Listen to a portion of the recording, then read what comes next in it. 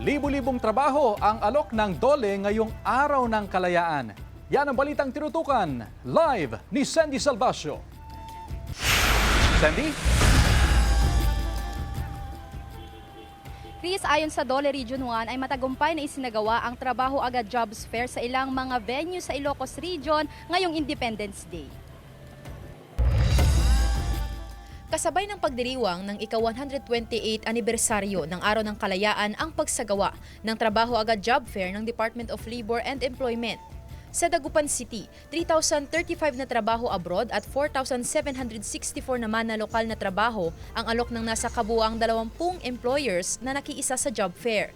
Hindi ito pinalagpas ng job seeker mula San Fabian na si Alexandra. Siyempre, mas marami pong opportunity ngayon. Kaya po pumunta dito and marami pong mga offer po na mga iba-ibang mga jobs. Siyempre, ito ay na-promote hanggang sa mga barangay level para malaman nila na meron tayong gaganapin na ganitong job fair. Sa Region 1, mahigit 47,000 career opportunities ang inialok ng DOLE at Department of Migrant Workers.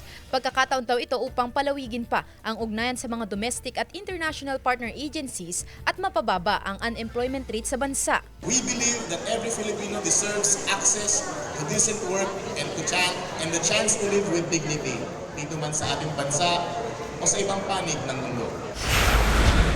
Mahigit 1,000 trabaho ang inalok sa Kalayaan Job Fair sa Lawag City, Ilocos Norte.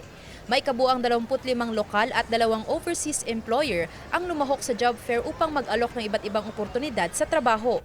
Sa Cordillera Region, ibinida ang mga na-hire on the spot sa iba't ibang job fair venue sa rehiyon. Sa Region 2, daan-daang aplikante rin ang lumahok sa Trabaho Agad Job Fair ng DOLE Cagayan Region. Pinilahan din ng mga job seeker ang jobs fair venue sa mga probinsya ng Gitnang Silangan. Chris, ayon sa DOLE, inaasahan nila na sa pagsasagawa ng mga jobs fair ay bahagyang mababawasan ang bilang ng mga Pinoy na walang trabaho sa bansa. Chris? Maraming salamat, Sandy Salvacio.